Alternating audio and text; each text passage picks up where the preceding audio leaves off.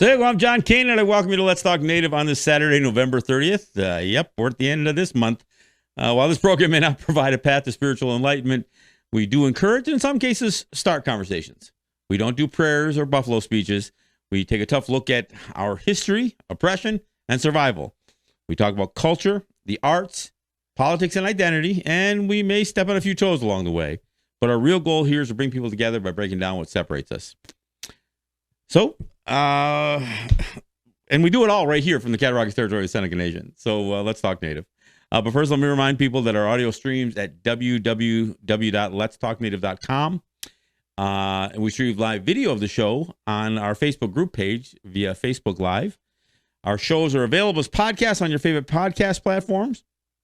And after our live broadcast, and we post a video up on our YouTube channel, which is Let's Talk Native TV. So subscribe to our podcast by searching Let's Talk Native with John Kane podcast. Subscribe to our YouTube channel at youtube.com/Let's Talk Native TV. And you can follow us on Instagram at Let's Talk Native TV and Twitter at Let's Talk Native. All right, I got all that done. Look, I'm the host of Let's Talk Native, and I'm assisted here in studio by Jake Proud, who is managing our video and our sound. Look, I want to talk a little bit about, we talk a lot about identity, but here's the reality. The reality is we are not a monolithic group as Native people, period. And we never were. I mean, we are a very diverse population, identified. I mean, the fact that we're lumped in as indigenous people or Native people, just by virtue of the land mass that we occupied. But there may have been thousands of distinct peoples, and even within those distinct peoples, there was a lot of diversity. Certainly when we're talking about the 5 nations or the 6 nations, we're essentially by many estimates and by much of our own language, one people. And we say 5 nations or 6 nations, but those are really geographical distinctions. We are Haudenosaunee or Rudenosaunee, but the specific names like Onondaga, the people, meaning our people living in the big hills or the mountains. Gunyagahaga, it's the people living in the land of Flint, and of course Onyotaaga, Cayugaaga, Onondaga, Tuscarora or Gratantanoaga. I mean, we can you look through. And you see the Cayugaaga. So there's all of us, right? But we're really one people, separated by just the various areas of the vast land that we lived upon. But again, lots of distinction. We were never a monolithic group. We had a lot of this, even within the Haudenosaunee. We had different experiences, and certainly our histories went in a bunch of different directions when white people showed up. So not only do we have very distinct cultures as we go from East Coast to West Coast, from the Arctic down to down to the tip of South America, for that matter. As you look at all of that diversity, you also have the fact that our historical experiences have been very different, especially since European contact, and where we find ourselves as a result of that contact varies. We look. Where we had that contact, for those of us on the East Coast, that was pretty early on. But for many of the Native people in remote areas of South America, some of them are still relatively untouched by, very few are untouched. But again, there's some that have maintained their very distinct culture. Unimpeded by European contact, and of course, if you go from east to west, even here in North America, you know that what our brothers and sisters experienced in the 19th century, we had already encountered much of that in the 17th century. So so again, it ranges a lot. So when I look at who we are, even within our territories, we have a full range of people, some who are totally, completely assimilated. They're church going, they're flag saluting and flag waving, patriotic Americans. And the color of their skin is the only thing left, that provides some distinction. They, in fact, some people reject all of the native identity, and they totally embrace, right evangelical, characters, all that stuff. So there's that.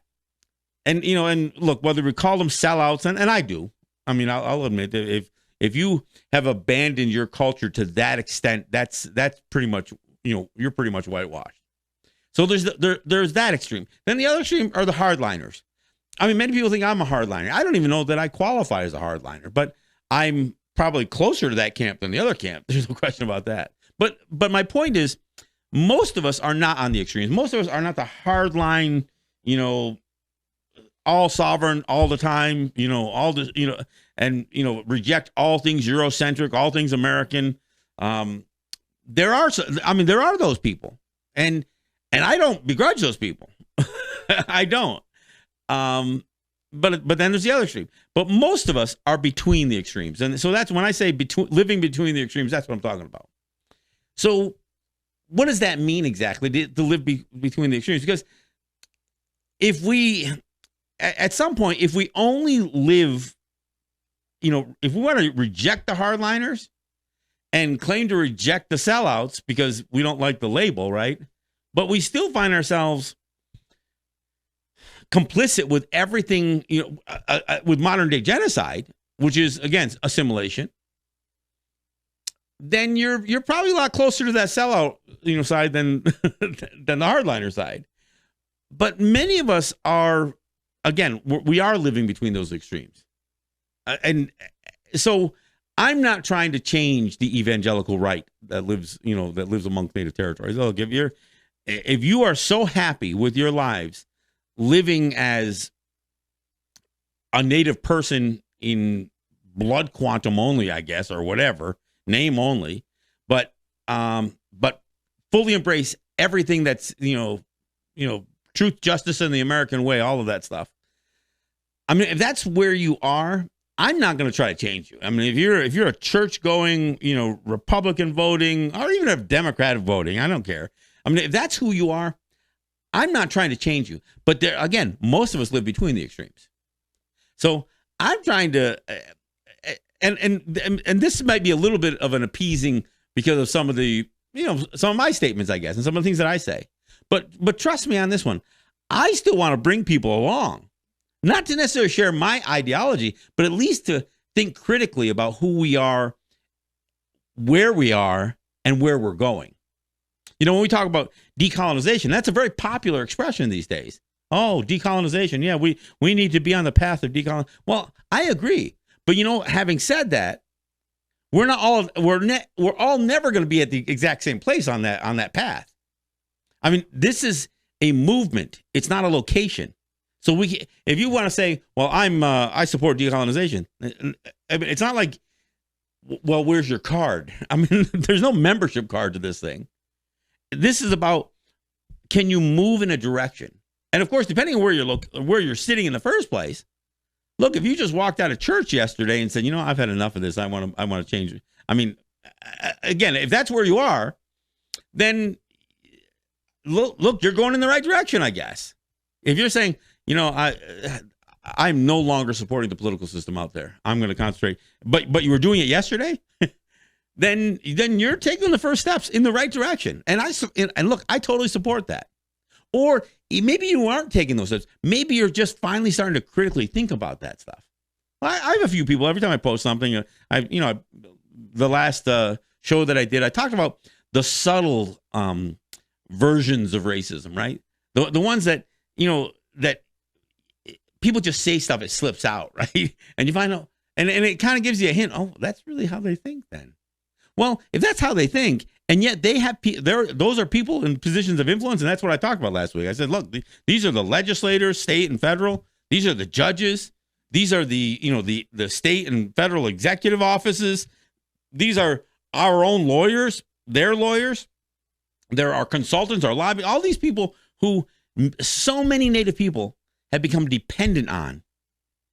And look, if you think they're going to pass a federal law or a state law that's going to ease our burden somehow, that's going to solve our missing and murdered Indigenous women's issues, or the taking our children away.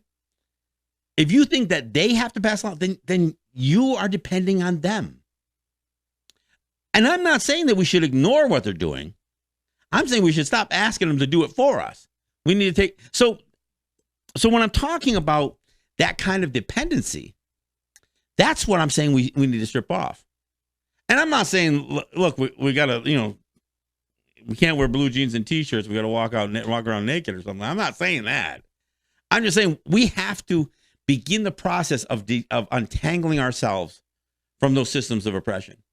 And stop thinking, yeah, but if they only did it this way, what they're trying to do to help us might work. No. So that's the conversation that I'm trying to have. Basically, I'm trying to have that every single week. But I know that sometimes I can, maybe come across too self-righteous in my own way. So when I say, look, I know we're going to step on a few toes along the way, but our real goal here is to break down what separates us. That's what I'm talking about. We don't all have to be on the same place on that path towards decolonization. But man, I would sure like to bring some people who have never even considered the idea. And I've got a few people that I go back and forth with each week who say, yeah, well, why even talk about how racist they are if we shouldn't be concerned about it? No, I never said we shouldn't be concerned about it. We should know that they're racist because too many of our people are depending on those people. And look, I know, especially when we get into this time of the year, there's a whole lot of people who are going to say, look at that person. They got Christmas lights on their house. Well, okay. I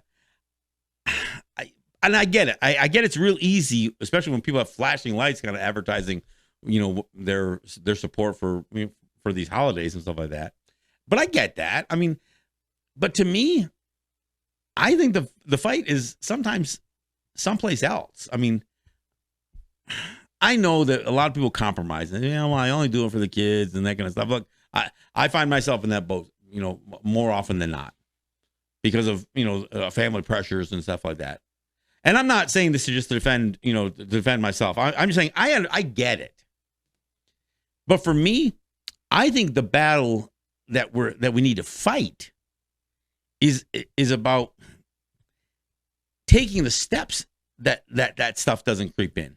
As and again, blinking white lights on your house, I don't know that that's necessarily embracing some religious dogma, but it certainly is embracing the capitalization, the whole consumerism associated with holiday making, right? So that's the part that we need to figure out where our place is, right? So I mean, it's when I talk about where we are in kind of grabbing our culture. Look, I hear some people try to say, well, they'll even try to do the whole Code of Handsome Lake. The Handsome Lake saw the Weed as Jesus or something like that, and try to make the argument that we're really all Christians anyway. Look, I don't buy that at all. But regardless, wherever you are, and I'm not saying that at this point for all of us, everything is an all or nothing proposition. Some people express their native identity in different ways. I don't think any of us should condemn the people who are taking the bigger steps along the way. So again, the hardliners, I don't criticize that end of the extreme. In fact, that's the direction that I'm trying to move towards. And that's where we're all trying to move. But those are the people who are putting the big effort into learning language and learning culture, not just native spirituality either, because that's not really what you don't have to take a leap of spiritual faith to be native. I think you have to understand some of this stuff. So, but again, that's the way I view things. So, but I would like to talk about. One of the things that happens is we have to choose our battles, right?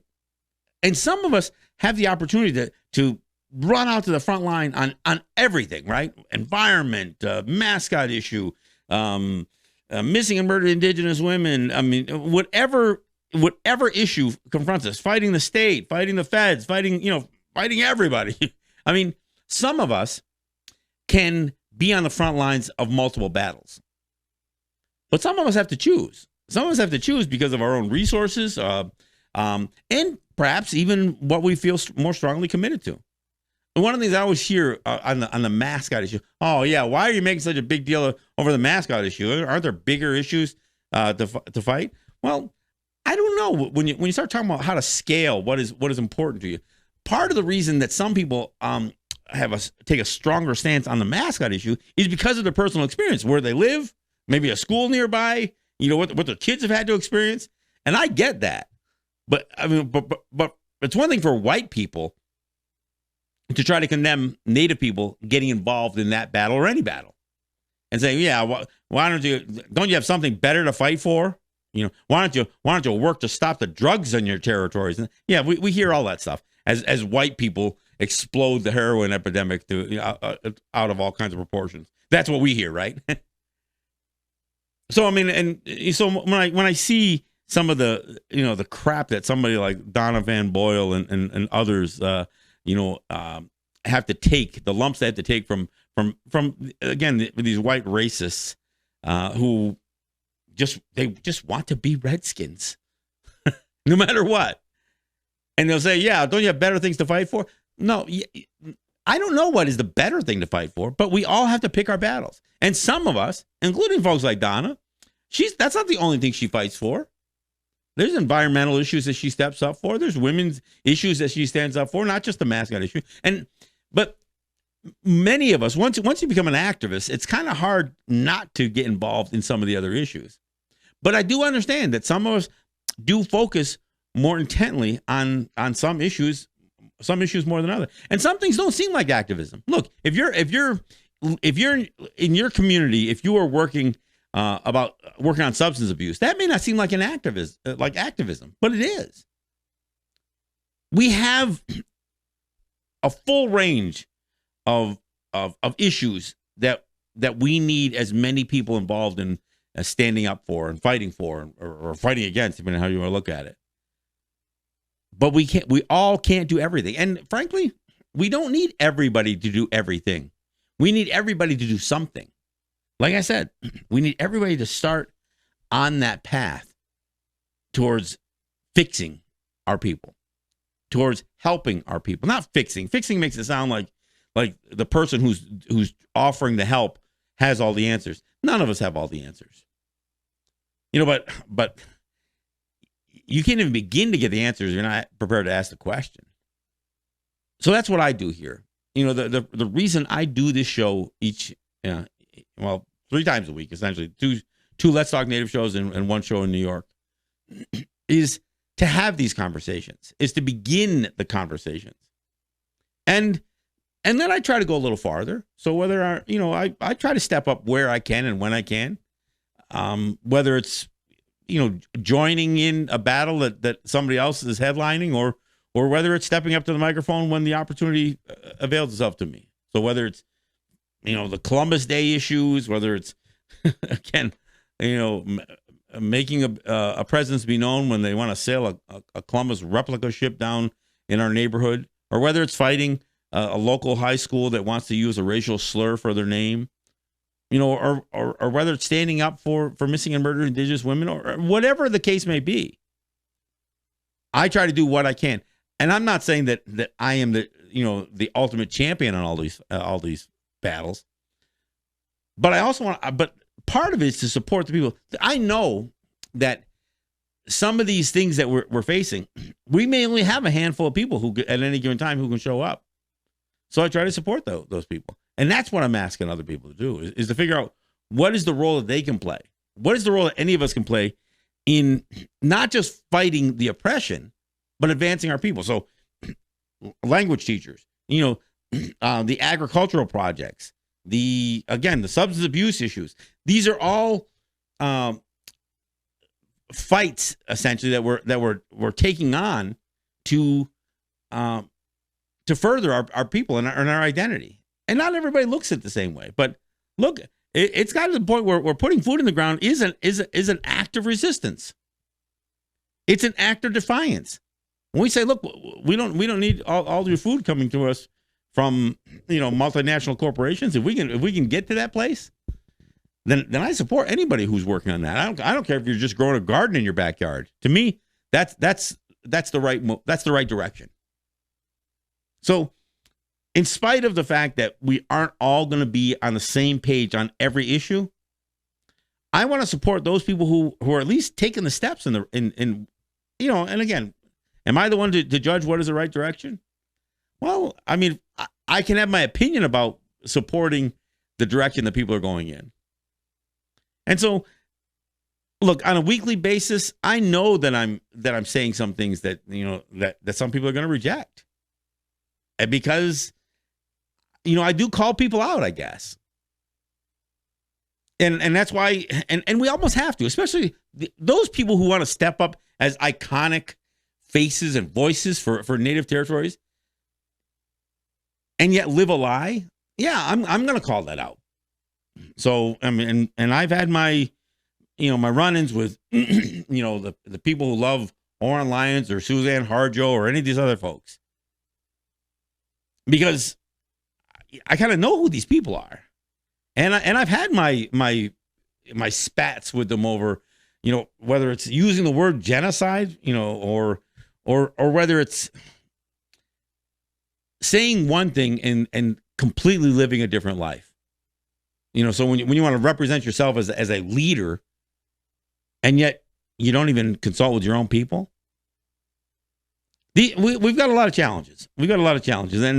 And I think we need to take the steps that move us in the right direction. And regardless of whether you support a traditional council, which again, most of those are pretty, are not exactly, following the Guyana or the Goa. But whether you're supporting a traditional council or whether you vote in a tribal election or, tribal council election or band council election or whatever else, I think we all have to make some choices about what we think we can accomplish in the systems of governance that we're operating. Maybe you only think of yourself as a state resident or, a U.S. citizen or a Canadian citizen. I don't know. But at some point we got to say, what do I do in this community beyond voting or beyond, being a, just one voice in a political system? What are the actions that we do? So this is the place where some of us can come together. And I think we have to be very open about our support for the full range of things that advance our people. Again, language, agriculture, environmental issues, again, battling some of the substance abuse issues. But again, if we're scared to touch the whole identity issue, and I know there's a lot of native politicians who don't want to say, look, we're not a part of New York State. We're not a part of the United States. We're not U.S. citizens. And then then I'll hear some people say that and then tell people to go out and vote again, like Oren Lyons did at the midterm elections. I mean, I think that was one area that I thought we were in complete agreement. No, it's not our system. We don't vote in that system. That's not our way. And then I hear him. Then he goes to NCAI and says this kind of stuff. And I'm not trying to pick on Oren, but he is a guy that most people recognize.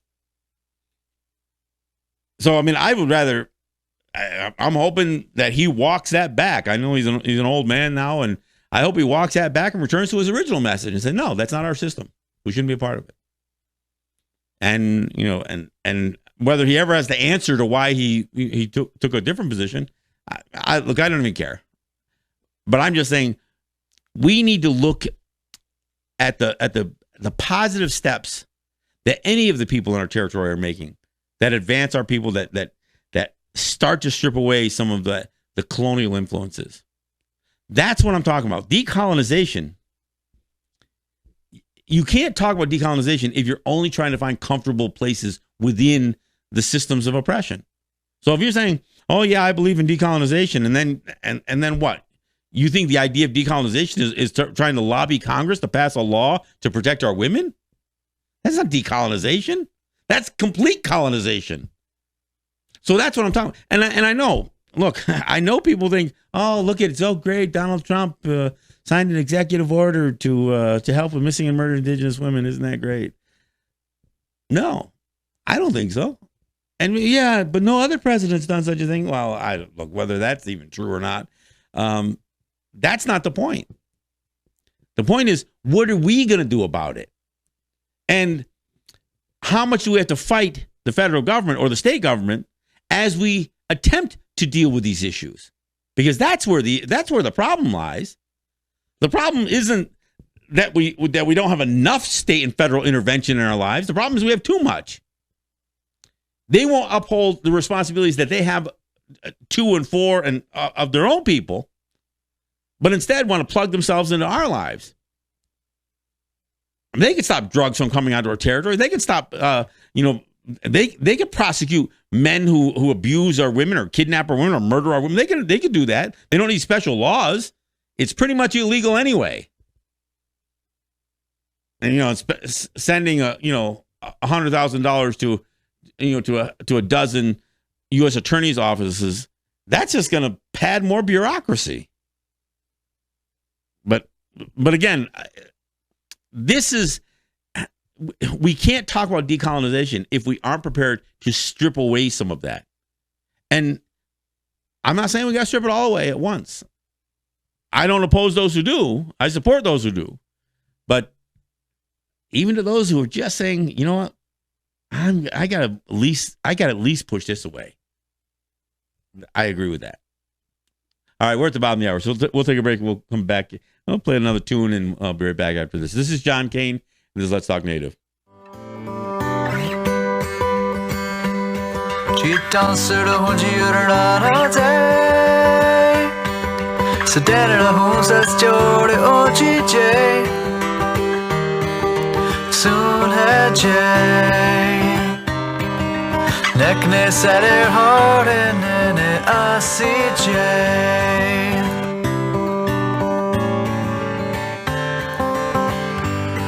Tu danser de hon giurna day Descarga gay o sat gato Soon had Jay Nekne set her heart inside a day when he Gita GJ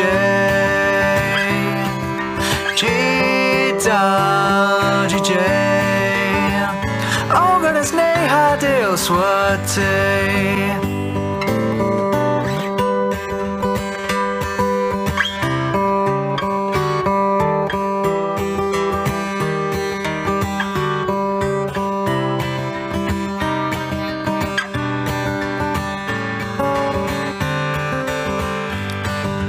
GJ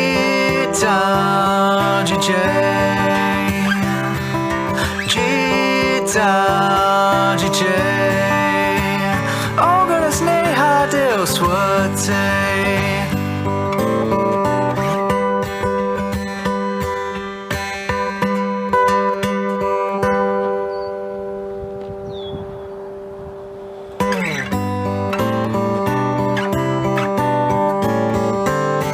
Tu danser de giurna all day Sedena hon sas jode o GJ Soon had Jay Nekne set her heart in it I see Jay Nekne set her heart in it I see Jay Nekne set her heart in it I see All right, thanks for coming back. A little bit of Blackbird from Gorunyawage, Jeff Doreen. Again, a good friend of mine has come to New York City a few times. We've done a couple of concerts, a couple of events at the Brooklyn Commons with Jeff, and he brought his good friend Laura Coogee along. So yeah, some good stuff from Jeff Doreen.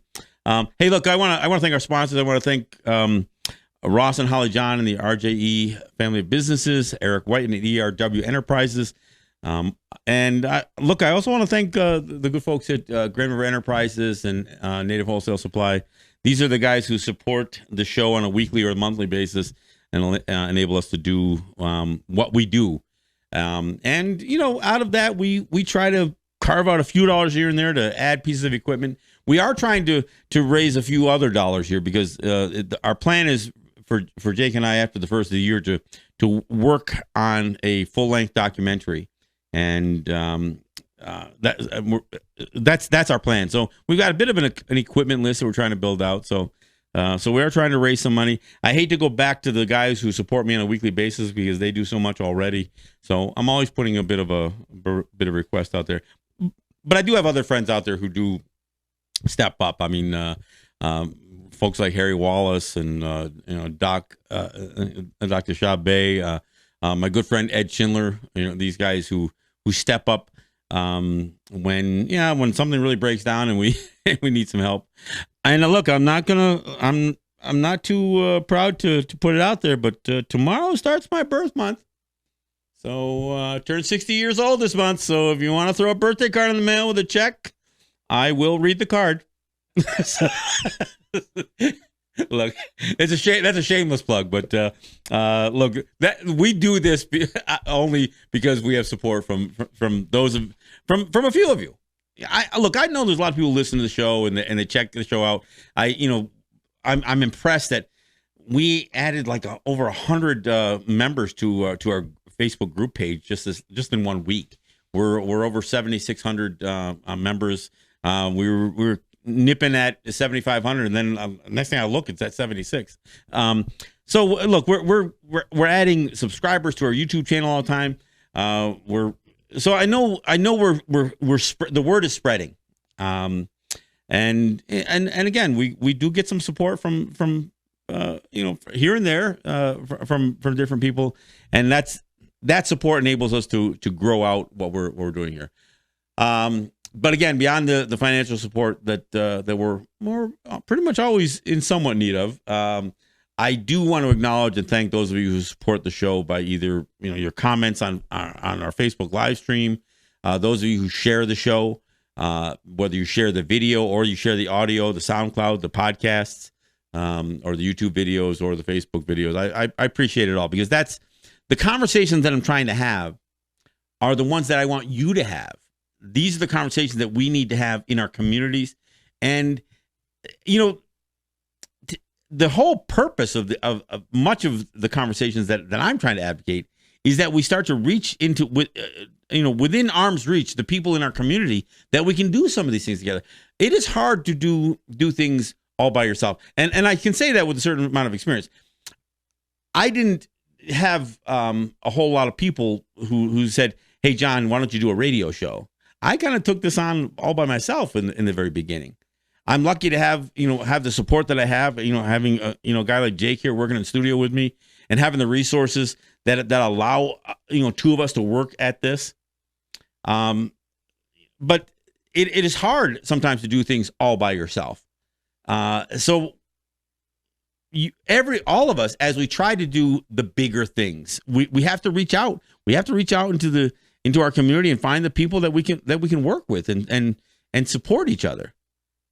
That's I can't impress upon people how important it is to do all that.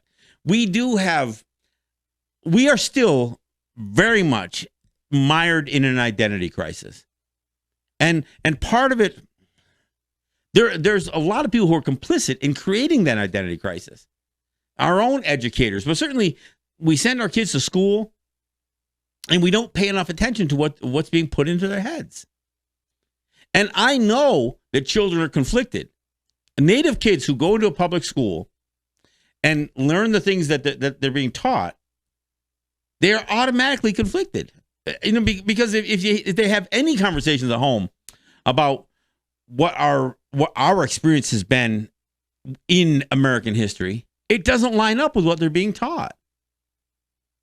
I've heard some stories of kids who tried to put their positions on papers, on essays, and got poor grades for it because the teacher's saying, "Well, no, that's not what you've been taught." Well, it's what I got taught at home. So this is where we have to step up. So we have to help our kids adjust to what they're being taught and make the corrections. We need to be more active in telling our stories.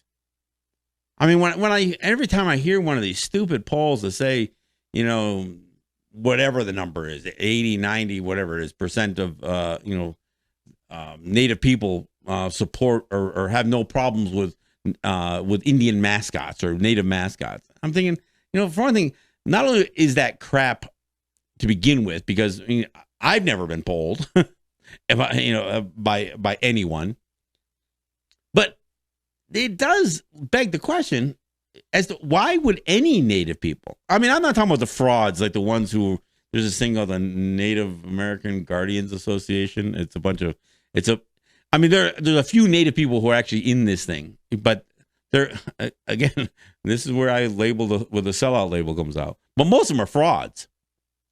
And they claim that in the absence of being, having our images appropriated for mascots, that somehow we are irrelevant. The only thing that makes us relevant is the fact that white people will play us, will pretend to be us at a football game, which is obviously absurd. But but it begs the question: how is it that Native people can not only turn their backs on other Native people, but embrace so much of what our oppressors have advocated? Look, and I'm not going to get into a long diatribe on enlisting in the armed forces. I've done that plenty of times on the show. But if you don't have a standard on what you're prepared to do with your life and who you're prepared to dedicate your life to, and I'm not even saying, I mean, some people say, well, I'm willing to die for my cause. We don't need dead people. We need live people. Are you willing to live for your cause?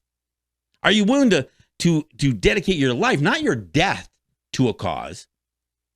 I mean, people say that all the time, and of course it's really an exaggeration because I don't want to die for a cause. I don't. I mean, will I put a lot of my life into a cause that could somehow place me in jeopardy? Yeah. I mean, look, we all do things that can place us at risk. But I've never placed myself at risk that I thought that, okay, I'm going to do this as a death-defying act. No. And look, if somebody thinks that somehow weakens my commitment, I've stood a pretty hard line on some issues, and I paid some prices for some of that stuff. And not once has it tucked my tail between my legs. As I get older, like I said, I'm going to be 60 years old next month. I don't know how the time crept up on me so fast, but I'm not saying that I've done more than anybody, than everybody else. I've done more than a lot of people have. But I also know that you cannot fight for something through most of your life, and again, not step on a few toes along the way. So we do that, and at the end of the day, people who perhaps hear a show or see me someplace, they may have an image of this angry, this warrior flag toting, ogre. I don't know. But the reality is, I'm a grandfather. I'm a husband. I'm a father. I'm a part of a community. And the people who really know me know that I support the people, the people who either ask me for or demonstrate they need the support. So. And again, I'm not trying to make the show about me, but I don't want people to dismiss what I say because they have an image of who I am, or that they just think that I'm trying to get everybody riled up. No, I'm not trying to get anybody riled up for some acts of defiance. But, well, having said that, I did say earlier that sometimes planting food is an act of defiance. So there are many things that we can do that for us are positive things that we do for ourselves, but the outside can view them as a defiant act.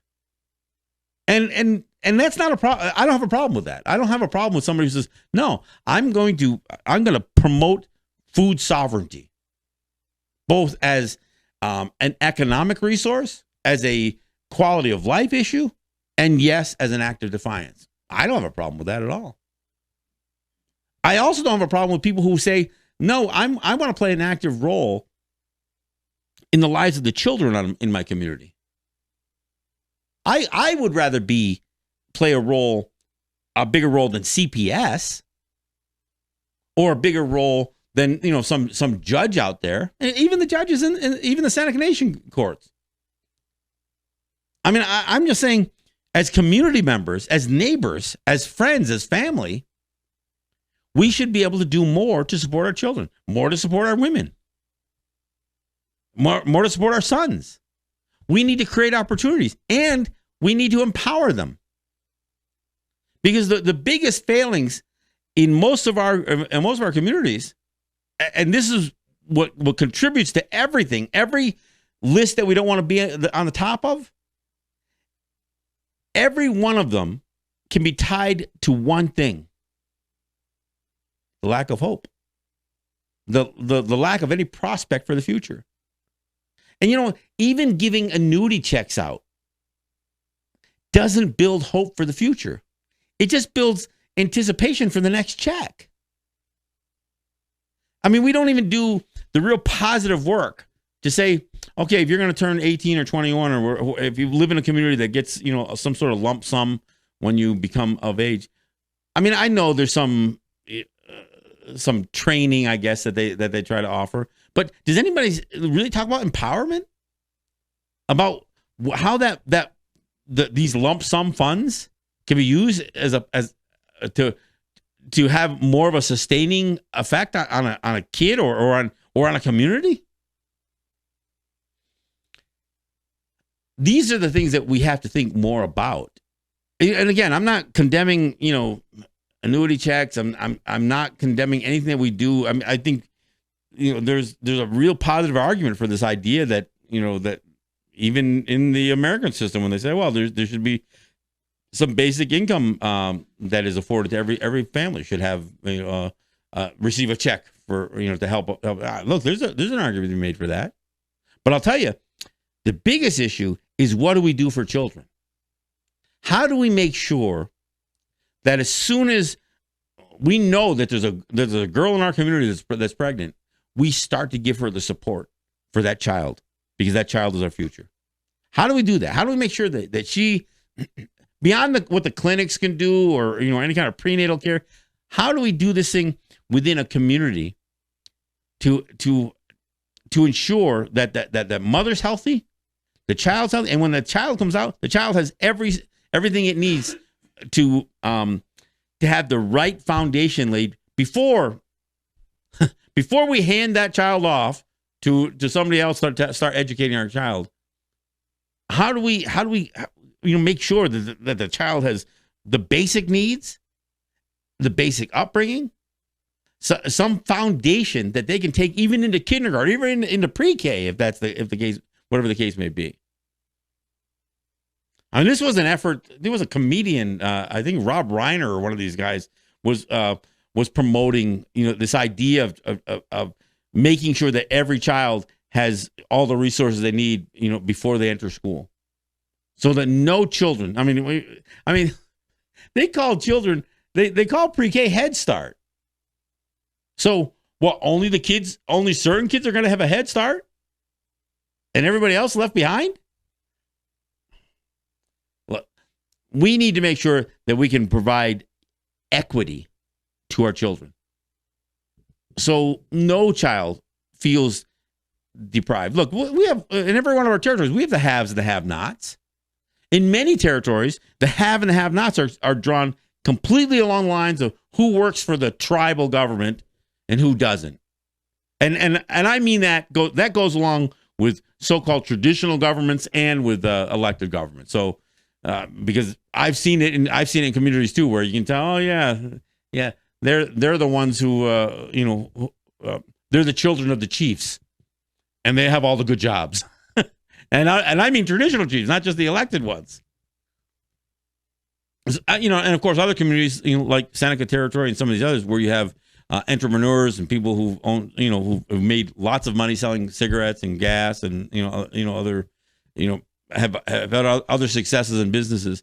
So beyond the tribal council or the people who are involved in government being among the haves, you have a whole lot of people who've had some success in business. But the vast majority of people, they're on the have-not side. So when our kids go to school as a 3-year-old or 4-year-old in pre-K or whatever else, or kindergarten, look, there's some of those kids right from the get-go are already displaying their affluence, and those who can't. So how do we provide some equity? So we don't. I mean, there's probably a way to assess every child in kindergarten and make somewhat of a prediction. I don't mean a prophecy, and I don't mean to condemn anybody, but they can make a prediction based on on the kid's family, where they come from, the history, whether it's family history or whatever else, the success or failure that a kid's going to have in school. And that's a shame. And I'm not suggesting we do that, but I'm just saying that there's probably enough data to be gathered that can make those kinds of predictions. We should wipe away that stuff, and we should make sure that every child. Now, how do we do that? I mean, and is this a Seneca Nation project? Is this a Longhouse project? I don't care where it comes from. I'm just saying, look, if every one of us took on who have the means took on the support of any child in a community, just to be a little bit of mentorship, maybe it's big brother or whatever, because this isn't just single family, this isn't just unwed mothers. I mean, there are families that struggle. See, these are the kinds of things, and I don't need a federal program, don't need a nation program, don't need a state program, don't need any of that stuff. We need to be our own advocates for our own community members. Now, is that extreme? I don't think so. And that's not hardline, and that's certainly not sellout. I'm saying that's something that we can do between the extremes. I mean, so this is the conversation that I want to have. And you know what? I'll use this platform or any other platform. I'll help. If somebody thinks, well, this is something that warrants fundraising. I don't care how much I'm trying to squeeze by week to week for what we're trying to do here. I will certainly support somebody who wants to put together a program that's going to address the issues with our, confront our kids, or address the issues that confront our, missing and murdered Indigenous women, death by cop. We've got a lot of these things. But again, this is where it's hard for any of us to do this all by ourselves. We need to have collaboration within our communities. Look, and we can look to the outside for some resources. I just don't think we should look to the outside for for the direction or for the plan, for the strategy. We need to develop the plan. We need to develop a strategy. We have to come up with unique, culture-based, whatever that means, but something that is, there should be a Seneca solution to a Seneca problem. There should be a Ongwe solution to an Ongwe problem. And it shouldn't be something that should have to feel like that we have to battle a band council or a traditional council, a chief's council, or clan mothers or anything else. Whatever we do, we don't need to get permission to do it either. That's the other thing. I think that some of the work that I think needs to happen in our community has to happen at a grassroots level and lead by example. Create opportunities. Let's give the people who struggle the most, let's give them not just the empowerment, but give them some hope for the future. That there is something to do. There are a lot of opportunities that our people never realize because we don't think there's a future in it. And part of the thing is because we base everything today on whether something is economically viable, not quality of life viable. And I don't know how we move away from that, but that's, again, when we talk about decolonization, it's decapitalization. I mean, we've got to get away from the overarching powerful influences of capitalism. Because that is the root of many of the problems. Because it's all basing everything on the dollar. And the dollar does everything from buys politicians to being manipulated by politicians to putting a crosshairs on your back. We never have these battles with the state and federal governments until we have over taxation, until we have money. Nobody cared that Native people didn't pay taxes. For a couple of 100 years, nobody cared. And then they did. Then they decided, wait a second, you know what? These people actually make money. We should be tapping into that money. We've had iron workers battling over their, with IRS for years. And some of them successfully. But again, never do we ever get to a place where the federal government says, yeah, you're right, we don't have the right to tax you. Most of the time, they'll dismiss a case, or they'll make some ridiculous offers. Well, if you pay us this much, we'll let it all go. So our people take them up on that, which in a way is a concession. But I myself have done. I had the state government, riding my ass hard, claiming that I owed a bunch of money. I said, oh, $500, I'll pay them off. They wanted 30,000 or something like that. So did I sell out for $500? I don't know. I don't have the state breathing on my back anymore. I would rather not pay them anything, but at some point, because we don't fight these things at a nation level, or we don't bring all of our peoples together to fight these tougher battles, because some of these battles do require that. The bottom line is there are some things that we can't fight without having the full resources of our national governments, our organizations like USAT and NCAI and whatever you want to call, however you bring AFN. I don't know. Most of these organizations I'm not big fans of, but however we bring a larger mass of Native people together to fight these issues, we just don't. We just don't fight them very well. We don't stand together. Why? Again, because of that spectrum, right? We got some people saying, oh, no, we should just pay taxes here. If we pay this many taxes, then we won't have to pay, maybe we'll just pay these, but we won't pay those. Well, that doesn't solve the problem. That just signs us up for paying the, giving them the taxing authority in the first place. So it's hard on those big battles. But there are many things that we can fight at right within our communities. Because I think the bigger battles are not the tax battles.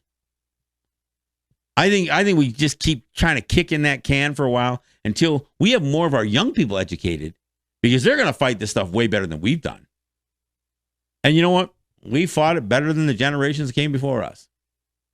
I'm not, I have nothing but respect for those who gave us enough each generation down to each generation to keep up the fight. But we had we had many generations before us that gave up a lot, that lost a lot. And it wasn't because we didn't have the language. It wasn't because we didn't know our culture. We were, and again, under a lot more pressure than we're under now. The reason we're in a better position to fight this thing now is because we have many of the resources that our enemies have had where we didn't. We can fight back at levels that we never dreamed we could fight back at. And frankly, they aren't picking us off with the sniper rifles anymore. They simply aren't killing us for standing up to them. A lot more international eyes and scrutiny over the issue. We have learned to use their words against them. And that has given us some success. The problem is we can't stop with their words. Their words don't define us, but they define them. See, we need to use their words as their own limits not our limits. I have no problem citing U.S. law or state law when it comes to shutting them down. Not because they empower us, because they shut them down.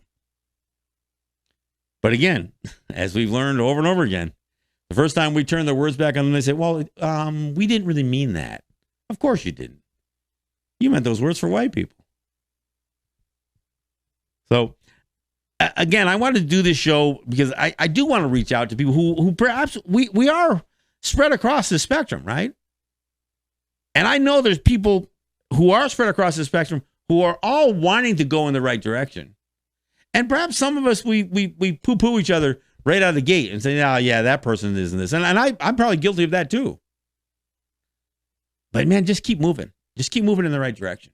That's all. And I don't mean right and left as in political right and left, but move in the proper direction. Move towards decolonization.